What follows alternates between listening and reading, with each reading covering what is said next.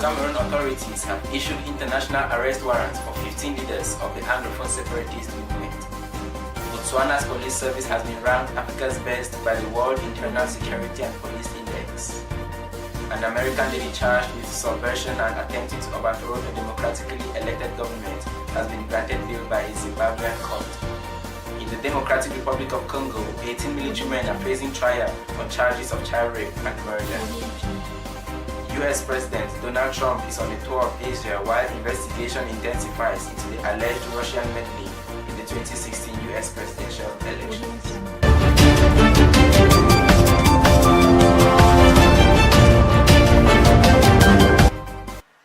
Hi, I'm Giyo Ndzi, and this is the Global News Weekly. Cameroon authorities have issued international arrest warrants for some 15 Anglophone leaders. The leaders of the pro-separatist movement of the southern Cameroons or Ambazonia have been accused by the government of masterminding the violence in the Anglophone regions of the country. Sources say Sisiku Ayuktabe, the interim president of the self-proclaimed Republic of Ambazonia, is top on the list of persons wanted. Protests in Cameroon's Anglophone regions began in October 2016 over the appointment of French-speaking judges in the English-speaking regions of the country. Still in the Anglophone crisis, after the alleged murder of several security forces in the northwest region of Cameroon, the governors of the two English-speaking regions have stepped up security to mitigate future attacks. In a press release, the governor of the southwest region, Bernard Okalia Bilai, announced several measures including the ban of circulation of motorbikes at certain times and strict security control of motor vehicles entering the region. Telecommunications company Vodafone Cameroon has ceased all operations in the country. A press release by Vodafone authorities indicates their operating license was withdrawn by the Ministry of Post and Telecommunications and the Telecommunications Regulatory Board. This comes barely a month after Vodafone's services were suspended. Thousands of clients have been left stranded and workers redundant. In other news, despite being ranked 47th in the world, Botswana's police service has been named Africa's best according to the World Internal Security and Police Index, WISPI. The index ranked Rwanda as Africa's second best with a global position of 50. Algeria, Senegal and Tunisia follow respectively on the African list. The WISPI is released by the Police Science Association and the Institute for Economics and Peace.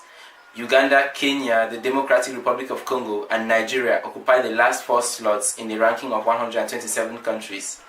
The aim of the WISPI is to measure security provider performance across the domains of internal security, which are capacity, process, legitimacy, and outcomes. In Zimbabwe, an American lady charged with subversion over allegedly insulting President Robert Mugabe on Twitter has been released on a $1,000 bail. The 25-year-old was being held in a maximum security prison on the outskirts of the Zimbabwean capital, Harare. Martha O'Donovan is accused of calling President Robert Mugabe a selfish and sick man in an image of him with a catheter. She also faces a charge of undermining the authority of the president.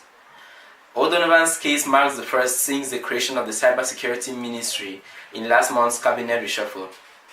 Early this week, she denied the charges, calling them baseless and malicious. If convicted, she faces up to 21 years in prison. All this comes after Robert Mugabe fired his vice president in a move criticized as an attempt to pave the way for his wife Grace Mugabe to become the country's next leader. 18 men, including a provincial lawmaker, are facing trials for crimes against humanity in the Democratic Republic of Congo. Their charges include kidnapping, rape, murder, and taking part in an insurrectional movement. The men appearing before a military court are accused of being members of the Army of Jesus militia, which was led by Frederick Batomike. According to their lawyer, some 40 girls aged between 8 months and 12 years were allegedly kidnapped and raped between May 2013 and 2016, leaving at least 2 of them dead. Armed groups vying for control of the country's vast mineral wealth have often been accused of using mass rape to terrorize the local population.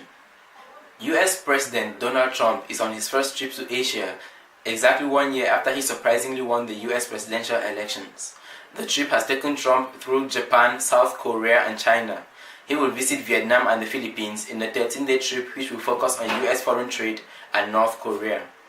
This visit comes as the investigation into Russia meddling in the 2016 US presidential elections intensifies, with Special Counsel Robert Mueller interviewing senior White House official Stephen Miller.